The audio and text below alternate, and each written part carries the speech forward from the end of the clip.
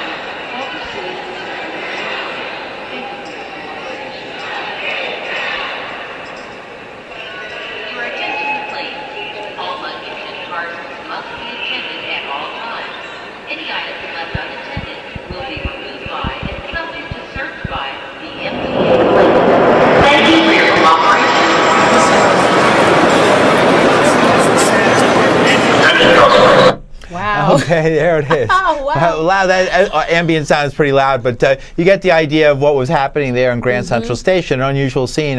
And many people I know, you know, friends of mine who commute from Grand Central say that now whenever they go there, they never saw so many police, and there's a lot of police there, right?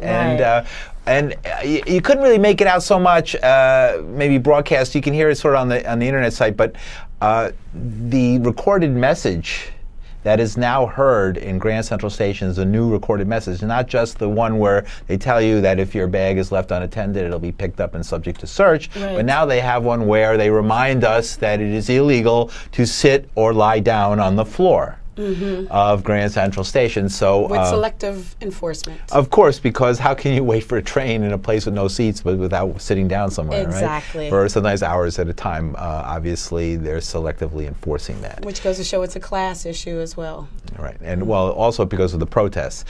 You know, there's you might not know this, but back in the day, even before my day, and my day goes way back.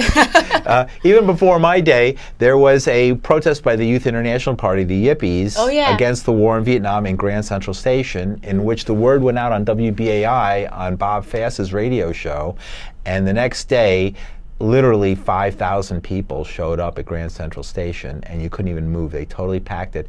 And in that protest, and there's many very iconic photographs of young protesters sitting on the clock and playing with the hands of the clock, which wow. you might not know, but it's my understanding is worth, because it's a solid onyx face, that clock is worth millions of dollars. Wow. Yeah, it's quite a clock. So it's funny to see people didn't know what they were playing with when they were fiddling with it. And they got away with it No, without the police, getting shot? No, worse, worse. The police, from my understanding, I wasn't there, but they attacked the march in full riot gear and beat up people, arrested a lot of people, and actually drove them out in a violent confrontation. Knowing that history, when I first heard that protesters were going into Grand Central Station and doing die-ins and sitting, I was saying, oh my God, if I know that history, what's going to happen now? So it was, maybe because we have de Blasio as mayor, maybe because tactics, maybe they don't remember what they did back in those days, or maybe they do remember it because they didn't want to create an iconic image. Right. They didn't do that. They let you do it time and time again. Now, at some point, not at this rally, but at a previous rally, yes. Reverend Billy and others were arrested. Yes, Reverend Billy and one other person was arrested at the original Carry the Names vigil that we did for 24 hours.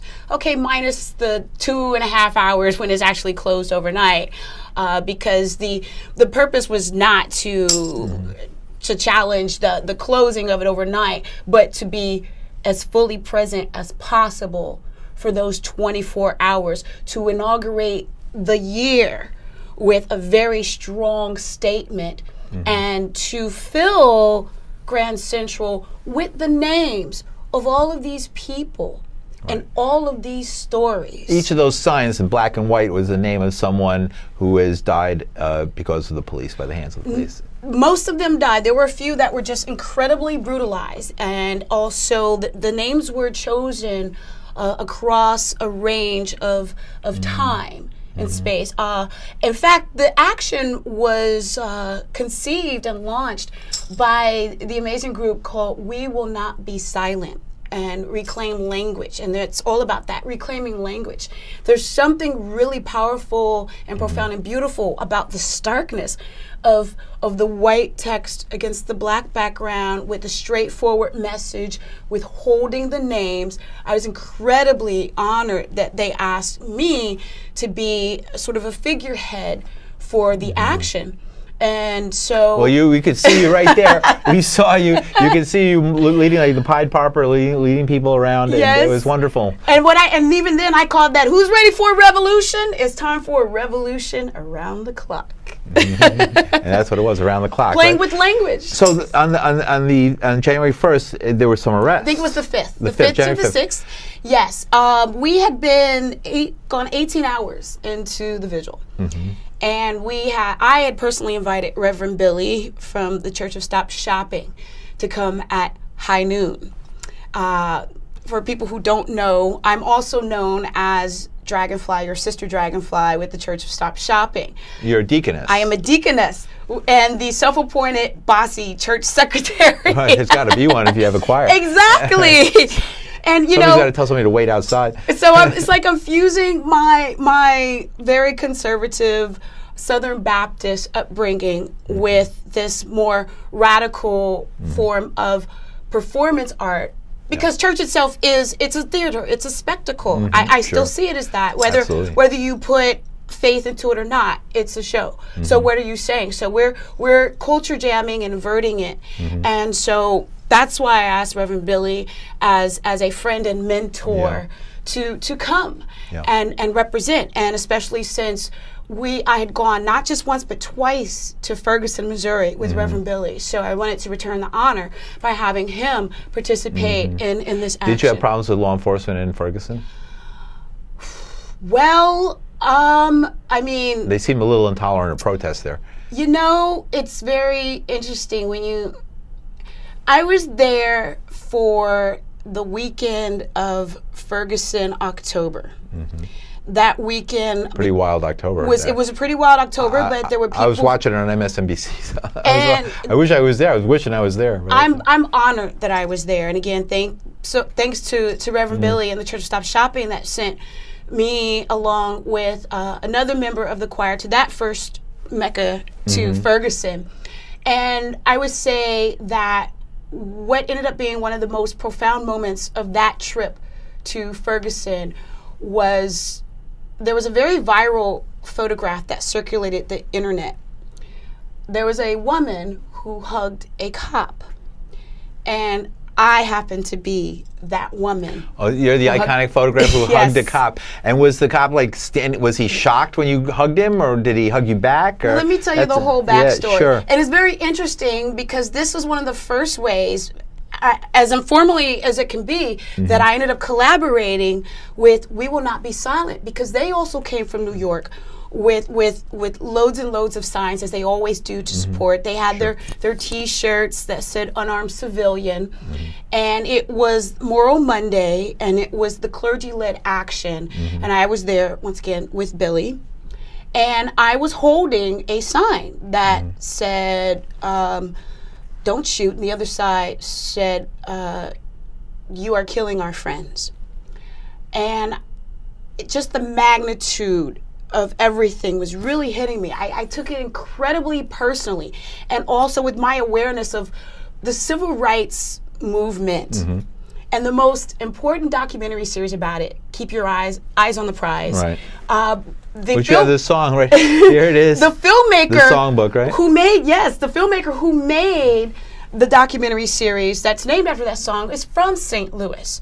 And that documentary series I watched with my father is what inspired me to be a filmmaker as well as to be an activist. So all of this full circleness of who I am and my purpose and my frustration and anger just coming full force.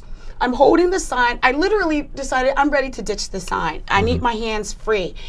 But I wanted to have a final powerful moment with it. So I make eye contact with a cop. He makes eye contact and he glances away. And so I implored him to look at me. As I'm holding the sign, my hands are visible. I said, I'm not invisible. You can look at me. Because one of the things that I can personally say, my observation of the different flavors of racism and how it manifests. In the Midwest, there's this kind of invisibility thing. Well, we're not racist because we're just going to pretend like you're not even there. And so I was very adamant about my presence and my humanity being acknowledged by simple eye contact. So Sergeant Wood, that's his name, bless his heart, he made the eye contact with me and he kept it, which emboldened me to step even closer to him. And I just blurted out, "Why do you hate us so much?" He said, "Ma'am, I don't hate you." "Well, then why do you keep killing us?" And then I stepped closer. And I'm filled with so much angst. And I have to say, that was like a sort of a Malcolm X moment for me, because it was anger. I was angry.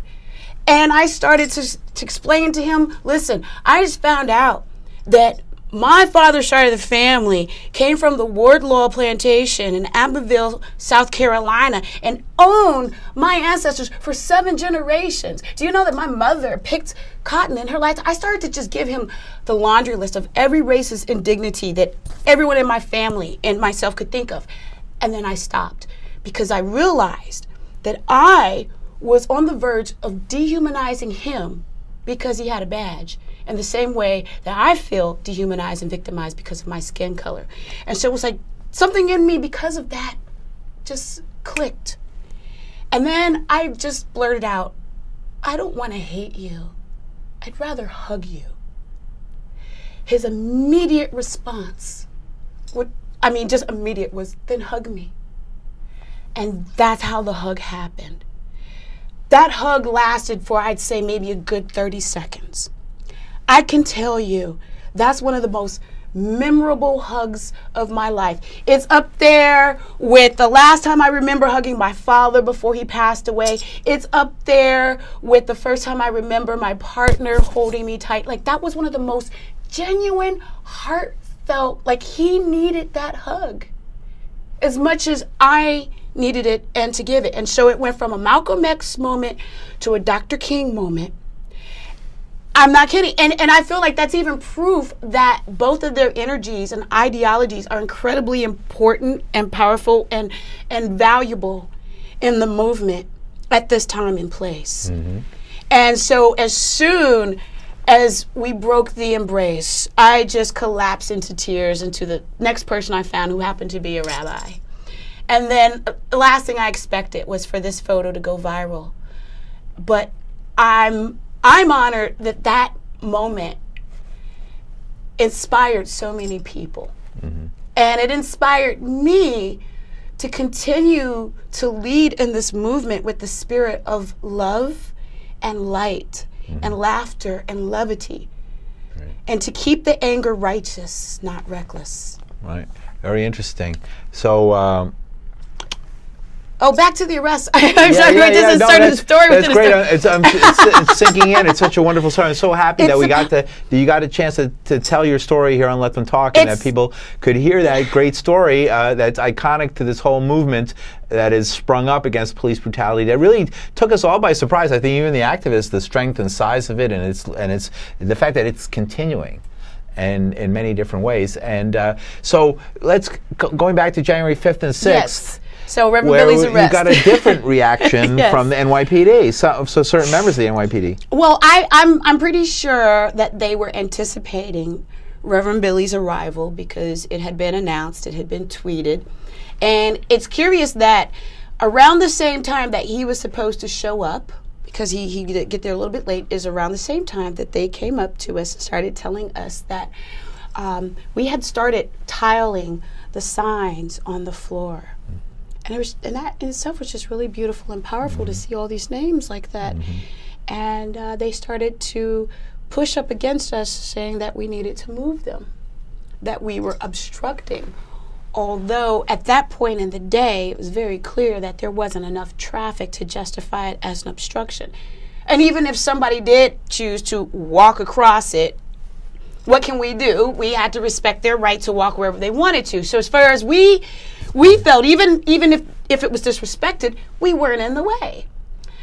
And so when Reverend Billy showed up... And I've gotten a very positive reaction from many people I talk to who go through there and feel that the protests have not obstructed anything. Nothing at all. And that it's an appropriate place for these kind of protests. Because you need to get the word out to the people, and what better place in the crossroads of New York. Absolutely. And having tourists come through, that was another interesting thing from the action. It's like, I remember an Australian gentleman passed through and was like, well, weren't they all resisting arrest? And how do you respond to that? Well, of course, the knee-jerk response is, no, anger and frustration. Again, keep the anger righteous, not reckless. This movement is going to evolve one heart and mind at a time. And so that's, again, why I try to intervene in a way that doesn't necessarily, reflect the anger, even though it's righteous, but again, try to have a little bit of sympathy for the ignorance, to not have them put their guard up in a way that they can hear the message. And at that point I says, well, how do you explain the murder of a 7-year-old girl who was sleeping on her grandmother's couch? Who was that? That is Aiyana Jones. Or I believe 11-year-old Breonna Ojeda, who was on the way to the hospital for an asthma attack. Her family has been on the show. Oh. And 2 times, I think, and discussed it in detail. One time and discussed it in detail. And you can see it on our website on youtube.com/letemtalk.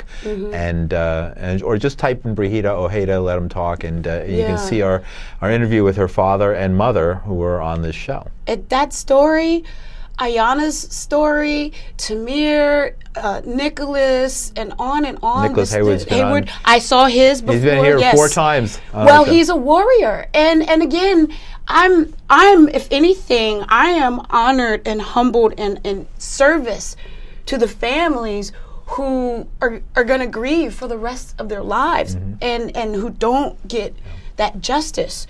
So even though I'm a leader, I'm very clear that I'm a follower. I just show up in full force.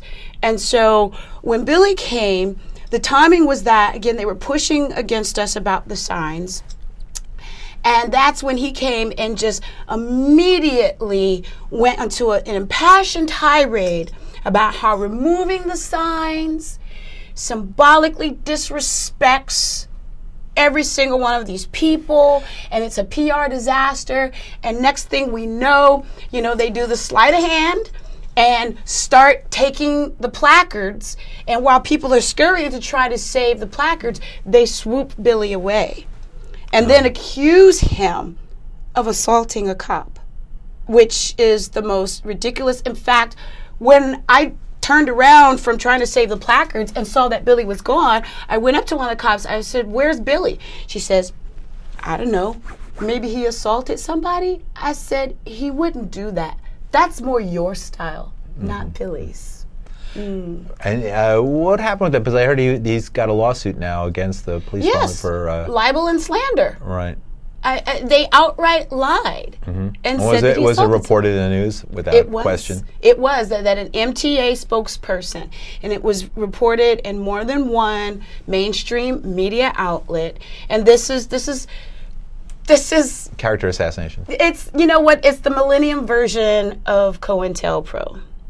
And speaking of the song "Keep Your Eyes on the Prize," lyrics keep coming to me, and I have a new couplet that came to me on Sunday at the Malcolm X March. Yeah. You want to hear it? Let's hear it. All right. Let's hear it. Martin and Malcolm were our heroes. Both were slain by COINTELPRO. Keep your eyes on the prize. Hold on, hold on. You can sing anytime you want. Miss Justice Jester, beautiful voice. Thank you. Great. And let's talk. We have a few more minutes left. Let's talk about this comic you handed me. It's very interesting. Helvetica Bold. Yes. Let me hold it right here. So, and this is obviously a political comic. And given what's happened to artists who in France at Charlie Hebdo, and the whole issue of the power of these little cartoons. We obviously know now that they have a lot of power. They might be cartoons, but they do send a message that millions of people can understand so clearly. And I love your heroes here at the back. Yes. And of course, what would be a comic book without the ad in the back? X-ray specs. And only instead of seeing a naked lady, you see if a man has a heart. Which is wonderful. Very important. Wonderful change. And that's what it should have always have been. And let's see who else we have here. You have Frederick Douglass. Frederick Douglass at the bottom there, and then we have Strength here, crushing a television. Yes. With the false message, right? Very good. And of course, the secret decoder ring. Maybe Ed Snowden would have provided us with that. Are you ready? Flip the script. I like that. So the backstory about Helvetica Bold. All right. The Opportunity Agenda is an organization founded by Alan Jenkins, a brilliant African-American lawyer whose mission is to help other progressives and activist organizations refine their messaging. As I said earlier, it's about winning the hearts and minds. And unfortunately, those of us who are progressive, literal, radical, whatever term you want to use, we often think that facts alone are going to convince people otherwise. But as we know, from climate change deniers to people who are dismissive and say, "Oh, well, they shouldn't resist arrest or whatever," facts just bounce off of people's heads.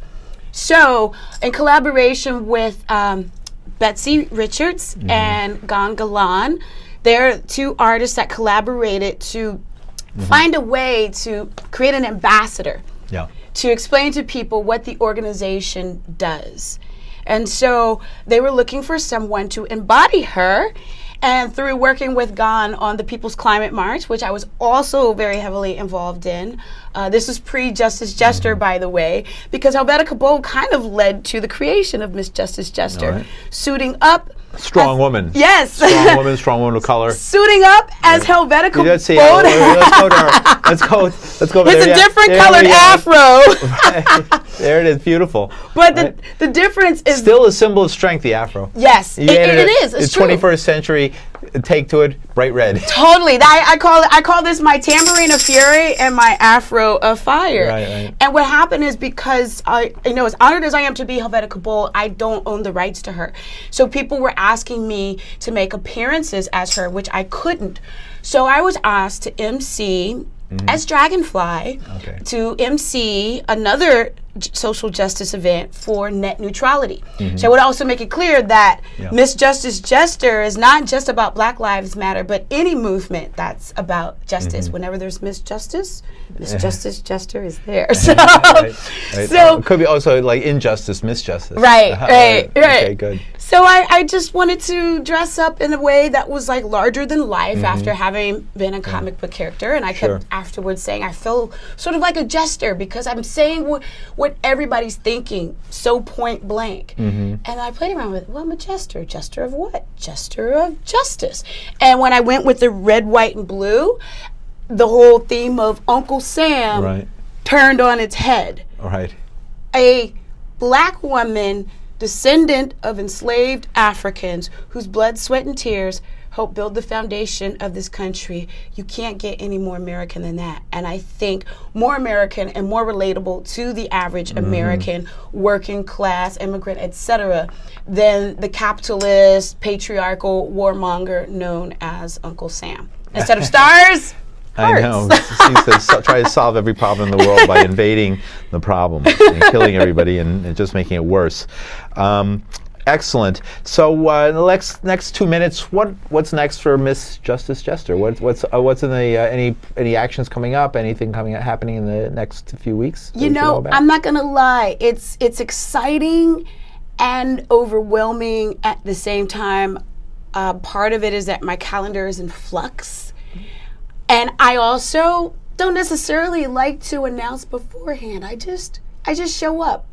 I don't consider myself a leader just yet. I'm a very strong follower. And I'm taking the advice that Reverend Billy gave me as my persona was born. And when people ask where did Miss Justice Jester come from, kind of like how Athena popped out of Zeus's forehead. I swear, she just showed up. So I just show up. So people should just show up at the actions that are occurring. Absolutely. People should come and find out, and there's many. How could people find out about protests and actions on Twitter? There's always Black Lives Matter. Follow the hashtags. There's Black Lives Matter a website. There is Ferguson Action website. There's oh my goodness, there's a Black Youth Project 100, there's Hands Up United, there's so many avenues into this movement. And the main advice I can give people, as Stokely Carmichael said, is, also known as Kwame Ture, find an organization and be a part of it. Don't just mobilize, which is short term. Organize, which is long-term strategy. Right, and this is sort of open. There's no one centralized organization. This is sort of like occupy many different groups. We're all leaders happening, right? And people can bring their own groups, their own people, their own signs, and then merge together at these events. And that, of course, makes it very difficult for the authorities to find the leaders and to knock them out of the picture. And that's true. Which is too. unfortunately the way things have been done in the past. You mentioned COINTELPRO at the beginning. Thank you very much, Mr. Woo!